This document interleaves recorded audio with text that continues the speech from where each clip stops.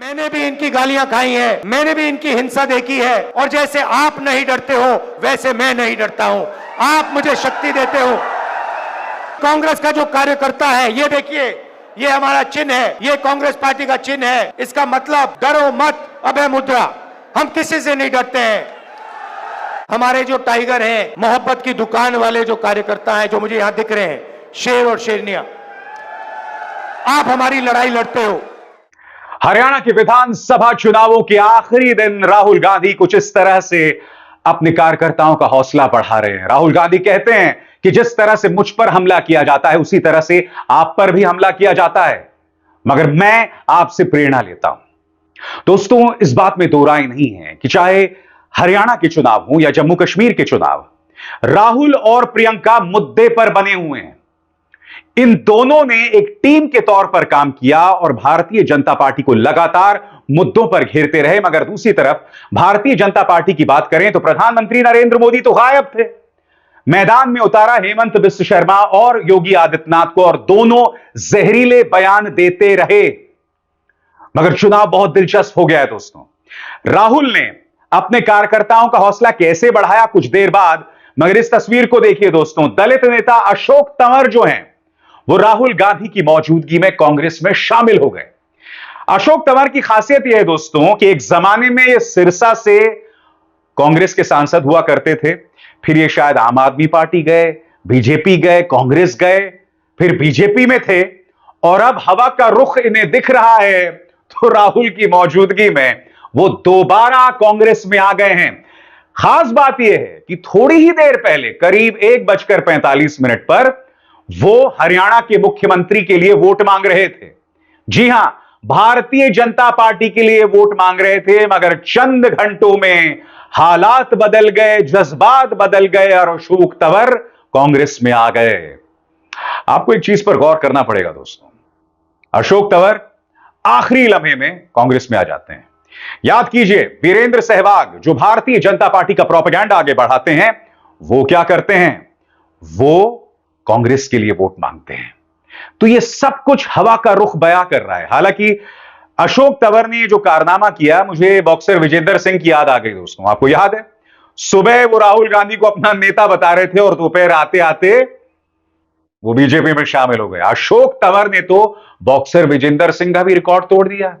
यही तो राजनीति है जो अपने आप में शर्मनाक है दोस्तों, क्योंकि जनता को भोगना पड़ता है ऐसे पलटू नेताओं की वजह से।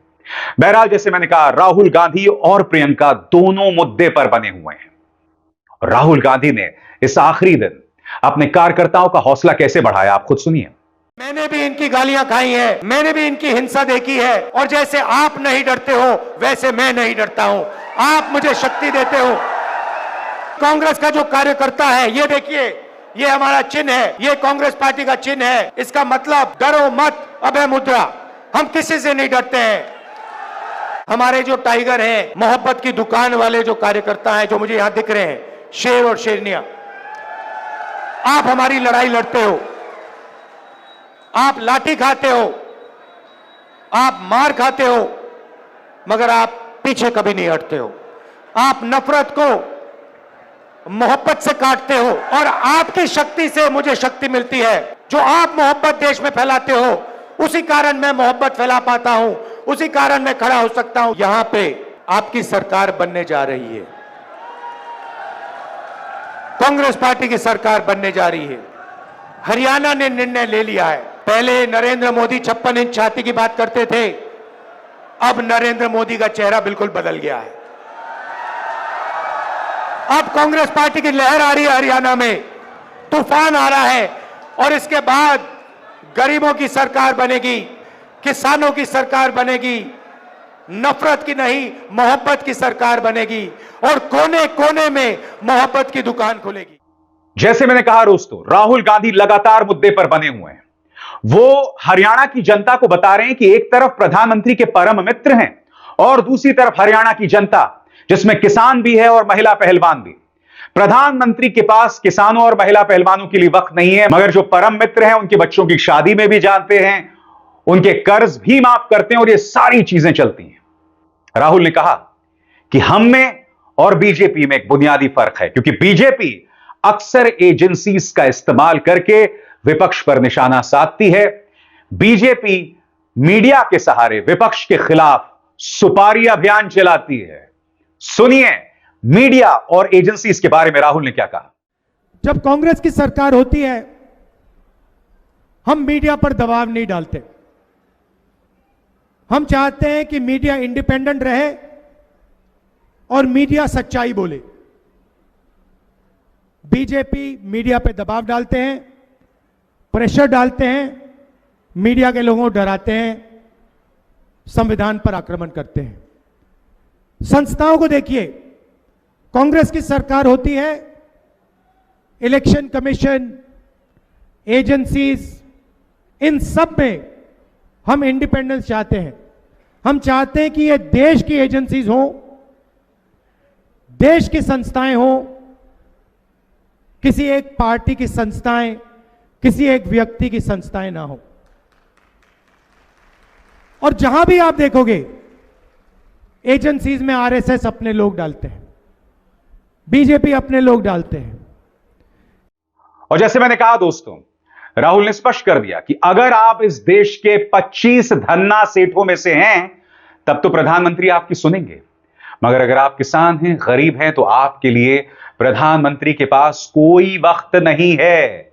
सुनिए राहुल प्रधानमंत्री नरेंद्र मोदी की कमजोर नब्ज पर कैसे प्रहार करते हैं। सुनिए उनकी बात। नरेंद्र मोदी जी ने ऐसा माहौल बना रखा है कि अगर आप 25 अरबपतियों में से हो तो हर रोज आपकी लॉटरी खुलेगी, बैंक के दरवाजे आपको खुले मिलेंगे, 16 लाख करोड़ रुपया का कर्जा माफ हो जाएगा। मगर अगर आप छोटा बिजनेस चलाते हो, अगर आप किसान हो, अगर आप मजदूर हो, बेरोजगार युवा हो, तो आपको जितनी मेहनत करनी है कर लो, उस मेहनत का आपको फल हरियाणा में नहीं मिल सकता।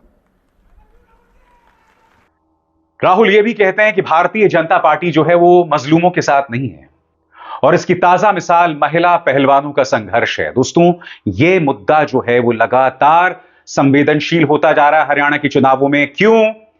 क्योंकि इस पूरे आंदोलन का चेहरा विनेश फोगाट अब कांग्रेस में हैं।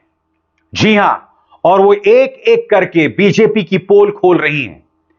और आज राहुल ने कहा कि भाजपा तो महिला पहलवानों के साथ नहीं थी, भाजपा थी तो बृजभूषण शरण सिंह के साथ। वो फर्क कैसे राहुल गांधी बताते हैं, आइए सुनते हैं। यहां पुनिया जी खड़े हुए हैं, जिंदगी भर इन्होंने मेहनत की, और आपने देखा हमारे पहलवानों के साथ बीजेपी ने क्या किया। देश के सामने बिना डरे उनका एक मेंबर बलात्कार कर रहा है, सेक्सुअल हरासमेंट कर रहा है, उनको कुछ लेना देना नहीं। वो भी इस संविधान पर आक्रमण है, क्योंकि संविधान कहता है कि इस देश में हर महिला की रक्षा होनी चाहिए। और जब नरेंद्र मोदी जी चुप रहते हैं, जब मणिपुर जलता है और नरेंद्र मोदी कुछ नहीं कहते, 1.5 साल हो गए वहां तक नहीं, वहां गए नहीं, तब नरेंद्र मोदी संविधान पर आक्रमण कर रहे हैं। और बात वहां नहीं रुकती दोस्तों। राहुल गांधी ने अपने पसंदीदा हथियार का इस्तेमाल भी किया। आपको याद होगा लोकसभा चुनावों में राहुल गांधी लगातार कह रहे थे कि किस तरह से भारतीय जनता पार्टी संविधान खत्म कर देना चाहती है, और कहीं ना कहीं राहुल के इस बयान को बल मिल रहा था खुद भाजपा के नेताओं के बयान द्वारा।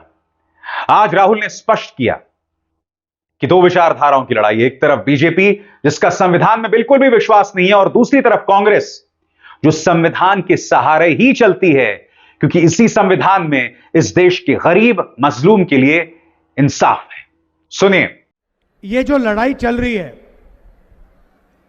ये विचारधारा की लड़ाई है। चुनाव हो रहे हैं, अभी लोकसभा का एक बड़ा चुनाव हुआ, बड़ा युद्ध हुआ, और अभी ये छोटा हरियाणा में उसी विचारधारा का एक युद्ध हो रहा है। एक तरफ कांग्रेस पार्टी, दूसरी तरफ बीजेपी आरएसएस। हम कहते हैं कि हिंदुस्तान को संविधान से चलाना चाहिए।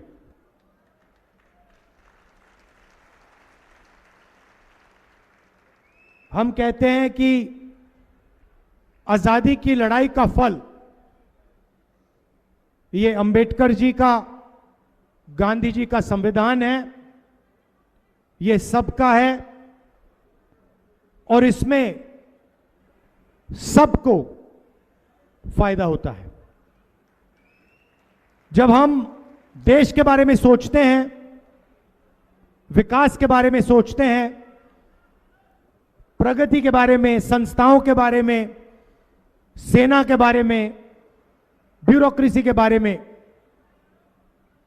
यहां से शुरू करते हैं। दूसरी तरफ बीजेपी और आरएसएस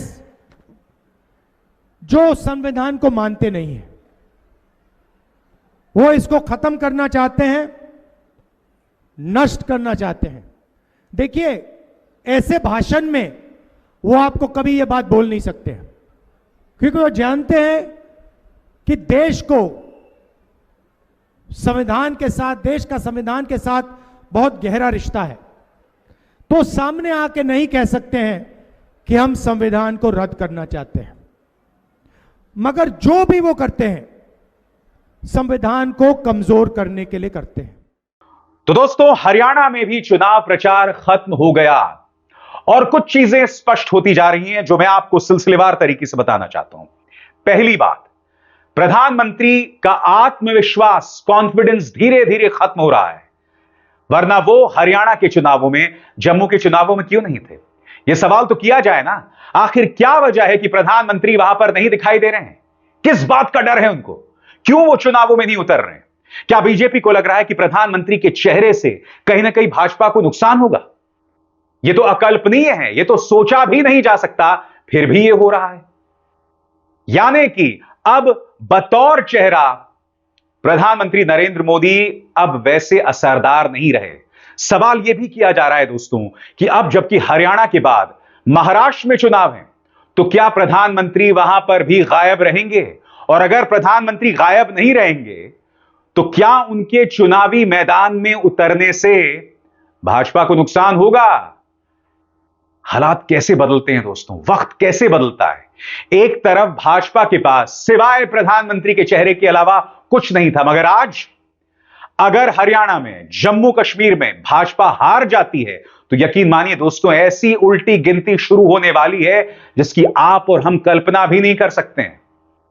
एक तरफ प्रधानमंत्री पर से विश्वास टूटता जा रहा है, उनका खुद का कॉन्फिडेंस खत्म हो रहा है। दूसरी तरफ नफरती नेता भाजपा में मजबूत हो रहे हैं, मसलन हेमंत बिस्व शर्मा, जो लगातार बाबरी मस्जिद का जिक्र कर रहे थे। एक टूल किट के जरिए मुख्यमंत्री आदित्यनाथ भी बाबरी को याद करते हैं। अरे साहब, जो स्ट्रक्चर वजूद में ही नहीं है, वो बाबरी का गिराया जाना जिसके चलते देश में इतने दंगे हुए थे, आखिर भाजपा के नेता, भाजपा के ये सम्मानित मुख्यमंत्री उस नफरती काल को बार बार क्यों याद दिला रहे हैं? क्या आप हमारे बच्चों को दंगाई बनाना चाहते हैं? यह सवाल तो आपसे होगा ना। क्या मजबूरी है भाजपा की कि उसे नफरत का सहारा लेना पड़ता है? हरियाणा की जनता समझ चुकी है, योर टाइम इज अप। अब जनता को नफरत के सहारे उल्लू नहीं बनाया जा सकता। जितनी जल्दी भाजपा इसे समझ सके उसके लिए उतना बेहतर है। अभिसार शर्मा को दीजिए इजाजत। नमस्कार। स्वतंत्र और आजाद पत्रकारिता का समर्थन कीजिए, सच में मेरा साथी बनिए। बहुत आसान है दोस्तों, इस ज्वाइन बटन को दबाइए और आपके सामने आएंगे ये 3 विकल्प, इनमें से एक चुनिए और सच के इस सफर में मेरा साथी बनिए।